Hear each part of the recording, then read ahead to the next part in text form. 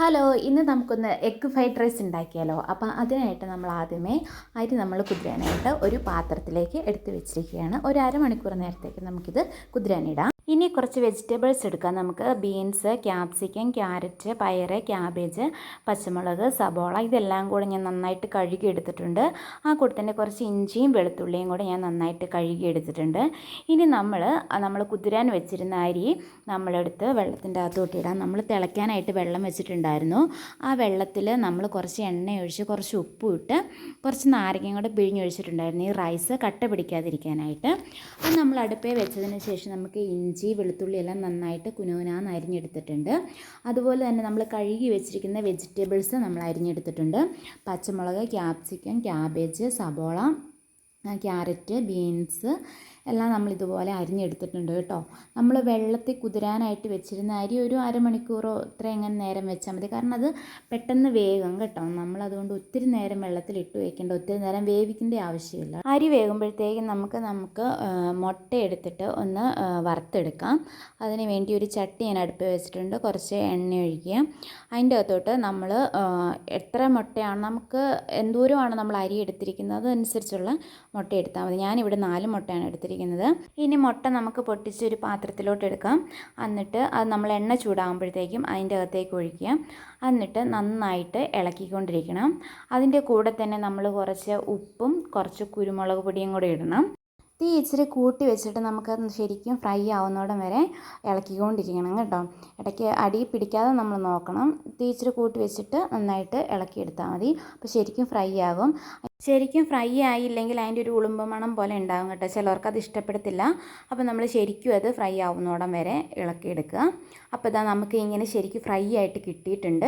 ഇനി നമുക്കിത് ഓഫ് ചെയ്ത് മാറ്റി വയ്ക്കാം. അപ്പം നമ്മുടെ അരി നന്നായിട്ട് തിളച്ചിട്ടുണ്ട്. ഇത് നമുക്ക് ഒരു 3/4 വേവാകുമ്പോഴത്തേക്കും വാർക്കണം കേട്ടോ. ഇല്ലെന്നുണ്ടെങ്കിൽ നമ്മൾ ഒത്തിരി വെന്ത് പോയിട്ടുണ്ടെങ്കിൽ ഫ്രൈഡ് റൈസിൻ്റെ അകത്തോട്ട് ഇടുമ്പോഴത്തേക്കും കട്ടയായിട്ടിരിക്കും. അപ്പോൾ ഇത് ഏകദേശം ഒരു 3/4 വേവായിട്ടുണ്ട്. അപ്പോൾ ഇത് ഞാൻ ഇനി വേറൊരു പാത്രത്തിലോട്ട് വാർക്കുവാണ് കേട്ടോ. അപ്പോൾ റൈസ് ഞാനിങ്ങനെ വാർത്ത് വെച്ചിട്ടുണ്ട് വേറൊരു പാത്രത്തിലോട്ട്. ഇനി നമുക്ക് വലിയൊരു ചട്ടി എടുക്കാം. അതിൻ്റെ അകത്തോട്ട് നമുക്ക് കുറച്ച് എണ്ണ ഒഴിക്കാം കേട്ടോ.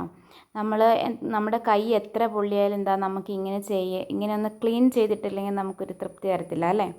അപ്പം നമ്മൾ ആദ്യം ഇതിന് ചട്ടിക്കകത്തോട്ട് കുറച്ച് എണ്ണ ഒഴിക്കുകയാണ്. എണ്ണ ഒഴിച്ചതിന് ശേഷം നമുക്ക് അതിൻ്റെ അകത്തോട്ട് നമ്മൾ അരിഞ്ഞു വെച്ചിരിക്കുന്ന ഇഞ്ചി, വെളുത്തുള്ളി എല്ലാം കൂടെ നമുക്ക് ആഡ് ചെയ്യാം.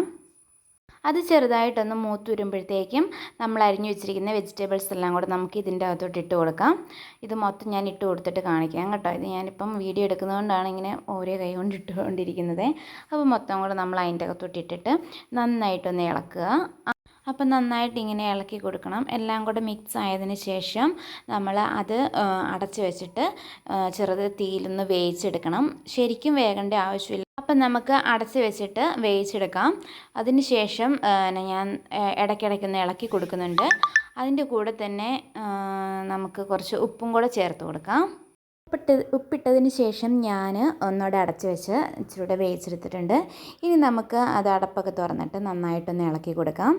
നന്നായിട്ട് ഇളക്കിയതിന് ശേഷം നമ്മൾ ഫ്രൈ ചെയ്ത് വെച്ചിരിക്കുന്ന മുട്ട എടുത്തിട്ട് ഇതിൻ്റെ കൂടെ ആഡ് ചെയ്ത് കൊടുക്കുകയാണ്. മുട്ട അതിൻ്റെ കൂടെ നന്നായിട്ടൊന്ന് യോജിപ്പിച്ചതിന് ശേഷം നമുക്ക് നമ്മൾ തോരാനായിട്ട് വെച്ചിരിക്കുന്ന റൈസ് എടുക്കാം. ആ റൈസ് എടുത്തിട്ട് നമ്മൾ ഇതിൻ്റെ കൂടെ ആഡ് ചെയ്ത് കൊടുക്കുകയാണ്. ചോറ് നമ്മൾ അതിൻ്റെ കൂടെ ഇട്ടിട്ട് നന്നായിട്ടൊന്ന് ഇളക്കി എല്ലായിടത്തും ഒന്ന് യോജിപ്പിച്ചെടുക്കുക. അത് ശരിക്കും യോജിപ്പിച്ചെടുത്തിട്ട് ഞാൻ അതിൻ്റെ അകത്തേക്ക് കുറച്ച് നാരങ്ങ നീര് ഇങ്ങനെ പിഴിഞ്ഞൊഴിക്കുന്നുണ്ട്. അത് ഇഷ്ടമുള്ളവർക്ക് ചേർത്താൽ മതി. ഇനി നമുക്ക് കുറച്ച് സോയാ സോസും കൂടെ അതിൻ്റെ കൂടെ ഇട്ട് കൊടുക്കാം. സോയാ സോസ് കൂടെ ഒഴിച്ചിട്ട് നന്നായിട്ട് ഇളക്കുക കേട്ടോ. അവനവൻ്റെ ചിലർക്ക് ഒരുപാട് ഒഴിക്കുന്നത് ഇഷ്ടമായിരിക്കും, ചിലർക്ക് കുറച്ച് ഒഴിച്ചാൽ മതിയായിരിക്കും. നമ്മുടെ ആവശ്യം അനുസരിച്ച് ഒഴിച്ചു കൊടുക്കുക. എന്നിട്ട് അത് നന്നായിട്ടൊന്ന് ഇളക്കിയിട്ട് കുറച്ച് നേരം കൂടെ അടുപ്പ് വെച്ച് നന്നായിട്ട് ഇളക്കിയതിന് ശേഷം നമുക്ക് വാങ്ങാവുന്നതാണ്. അപ്പം നമ്മുടെ ഫ്രൈഡ് റൈസ് ഇവിടെ റെഡി ആയിരിക്കുകയാണ്. ഇഷ്ടപ്പെട്ടവർ ലൈക്ക് ചെയ്യുക, കമൻറ്റ് ചെയ്യുക. അപ്പം നിങ്ങളും ഇതുപോലെ ഒന്ന് ട്രൈ ചെയ്ത് നോക്കുക. അപ്പം ഇന്നത്തേക്ക് ഇത്രയേ ഉള്ളൂ. എല്ലാവർക്കും എൻ്റെ വീഡിയോ ഇഷ്ടപ്പെട്ടെന്ന് വിചാരിക്കുന്നു. നിങ്ങൾ ആദ്യമായിട്ടാണ് എൻ്റെ ചാനൽ കാണുന്നതെങ്കിൽ ഒന്ന് സബ്സ്ക്രൈബ് ചെയ്യുക, ലൈക്ക് ചെയ്യുക, ഷെയർ ചെയ്യുക.